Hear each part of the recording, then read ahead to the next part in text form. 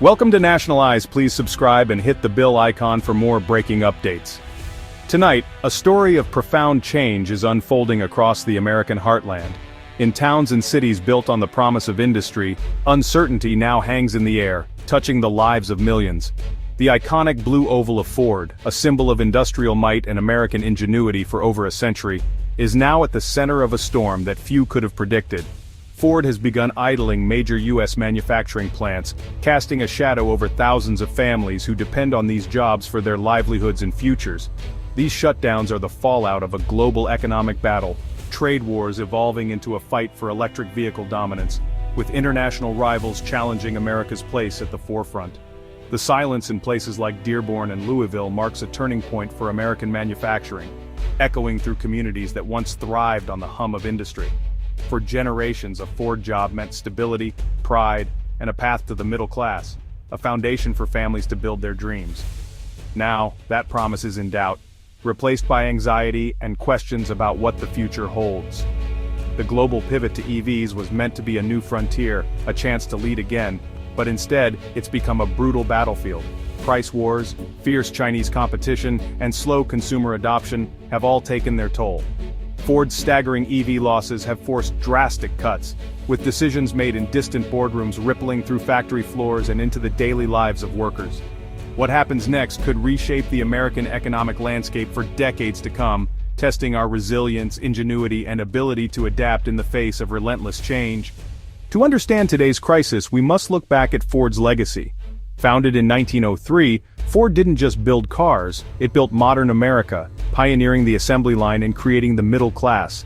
Its factories powered the arsenal of democracy in World War II and produced icons like the Mustang and F-150. A Ford job meant pride and stability, supporting families and communities for generations.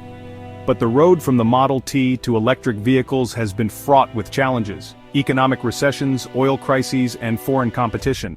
Now, the shift to EVs threatens to make traditional skills obsolete, as these vehicles require fewer parts and less labor. Ford is caught between the high cost of retooling for an uncertain EV future and relentless global competition, leading to today's painful decisions. Ford's strategic shift is hitting home for American workers. The Rouge Electric Vehicle Center in Dearborn cut 1,400 jobs, two-thirds of its workforce, and faces an extended shutdown.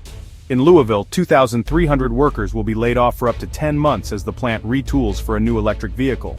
For many, the future feels uncertain, with fears that temporary shutdowns could become permanent. These aren't isolated incidents. GM, Stellantis, and even Tesla are making deep cuts as the entire industry restructures. Ford's EV division lost $1.2 billion in just one quarter, driving these drastic moves. Workers who once saw the Lightning as the future now see their lives on hold. CEO Jim Farley calls it a brutal global price war. One Ford is currently losing. The numbers tell a story of disruption, as Ford scrambles to survive in a new, unforgiving landscape. Behind the headlines are the lives upended by these shutdowns. Each day, thousands of workers face a new reality, one that's filled with uncertainty and anxiety about what tomorrow might bring. John, a third-generation Ford worker, faces an extended layoff. "My grandfather built bombers here. My dad built F-150s. I was proud to build the electric future. This place is more than a job. It's part of my family's story, our legacy. Now I don't know if I'll have a job to come back to." The silence on the line is deafening, and every day away makes it harder to believe things will return to normal. In Louisville, Maria, a single mother, worries. "The supplemental pay helps, but it's not our full wage. Every bill feels heavier, and I'm constantly calculating how long we can hold on. What if the 10 months turns into 12? What if the wait stretches even longer, and the savings run out? What if they need fewer people when the new EV line starts up?" The uncertainty is like a shadow that follows us home every night. The union, despite historic contract gains, can't prevent mass layoffs. Even the strongest contracts can't guarantee security in a changing industry. Disillusionment is growing among workers who feel powerless against global forces. Many wonder if their voices are truly being heard. "We feel disposable," says another Dearborn worker. "It's like we're just numbers on a spreadsheet. They promised EVs would secure our jobs. We were told we'd be part of the future, not left behind. Now it feels like they're cutting us loose while they figure out how to compete with China." The global race for innovation is leaving workers in limbo. The psychological toll is immense, pride replaced by insecurity. The sense of belonging is eroded by constant worry. For years, politicians and executives promised a manufacturing renaissance. They spoke of new jobs, new hope, and a bright future. Now, workers feel like pawns in a larger game. Decisions are made far away, but the consequences are felt right here, every day. The union's role is shifting from just securing wages to managing a difficult transition, fighting for retraining and new opportunities, trying to help workers adapt to a world that's changing faster than ever. The sense of being left behind is eroding morale and trust in both corporate leadership and institutions. Many feel their concerns are ignored. The reality on the floor is fear, not hope. Conversations are hushed, and optimism is in short supply. The promise of stability has given way to anxiety about the future. Every day brings new rumors, new worries. Workers are bracing for more uncertainty as the industry transforms. The next chapter is unwritten and no one knows what it will hold. The human cost of this transition is impossible to ignore. For every statistic there's a story, and for every story, a family waiting for answers. The impact of these shutdowns extends far beyond the factory gates. Each Ford job supports several others. Local diners, suppliers, logistics, dealerships, all feel the shockwave. When a plant goes idle, small businesses see revenues drop, and local governments lose vital tax revenue, threatening public services. The mayor of a town near Louisville says, "Ford isn't just an employer, they're a community partner. The loss of wages strains our entire budget." Nationally, the auto industry's crisis signals deeper vulnerabilities in U.S. manufacturing. It's a warning.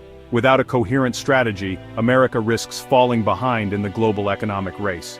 Politically, the pain fuels anger and finger-pointing, escalating calls for protectionism and further instability. The economic pain on Main Street quickly becomes a political firestorm on Capitol Hill. To understand Ford's shutdowns, we must zoom out to the global chessboard. The auto industry is no longer just about building cars. It's about navigating a complex web of international politics, economics, and technology. Every move by a major player sends ripples across the world.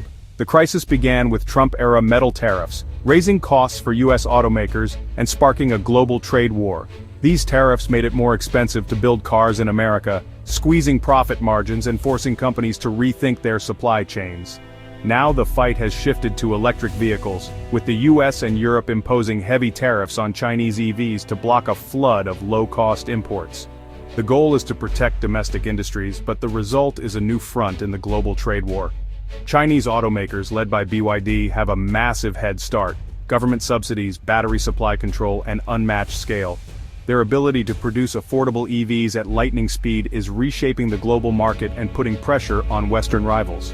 Tariffs may shield Ford for now, but they don't solve its core problem: high costs and weak U.S. demand.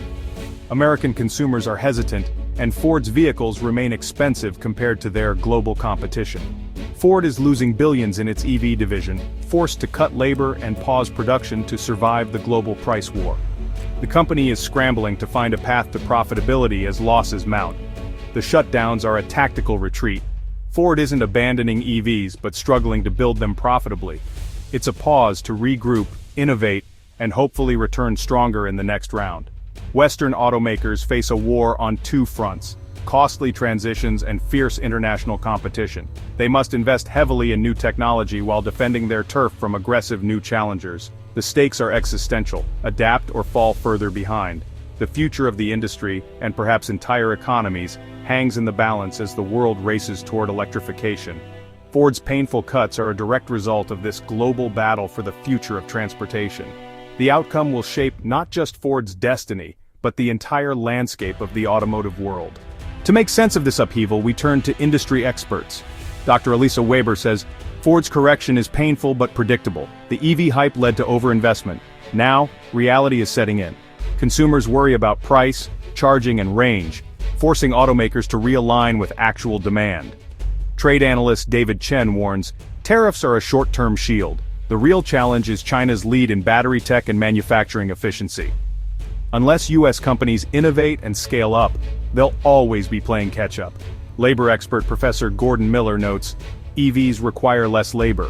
The union's role is shifting, fighting for retraining and new tech jobs. The Louisville retooling is a model, but Dearborn's uncertainty shows the risk.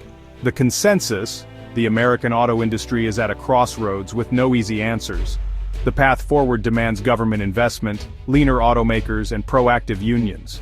More disruption is likely before stability returns. The industry's future depends on innovation, adaptation, and partnership. The consequences of these shifts are deeply social and cultural. In towns where Ford is the main employer, the company's identity is woven into the community. Layoffs fray that fabric, fueling anxiety, mental health challenges, and a loss of civic pride. Young people seeing instability are leaving for better opportunities, draining these towns of their future. The crisis breeds political alienation and distrust. Promises of a manufacturing renaissance ring hollow as jobs disappear. The challenge is to rebuild hope, investing in education, retraining, and new industries to diversify local economies. Without action, these communities risk becoming relics of a bygone era. The silent assembly lines at Ford are the epicenter of a story touching every corner of our nation. The shutdowns are a stark symbol of the painful transition facing the American economy. The pivot to EVs demands fewer workers, new skills, and a total supply chain overhaul. Tariffs offer only temporary relief. True competitiveness requires innovation and efficiency. This crisis is a call to action, a new American blueprint for industry. We need partnership between government, industry, and labor, with investment in research, infrastructure, and people. Robust retraining programs must give today's workers the skills for tomorrow's jobs. The story is still being written, and every American has a role to play. The challenge is clear. The time to forge a new path is now. For all of us at NBC News, thank you for watching.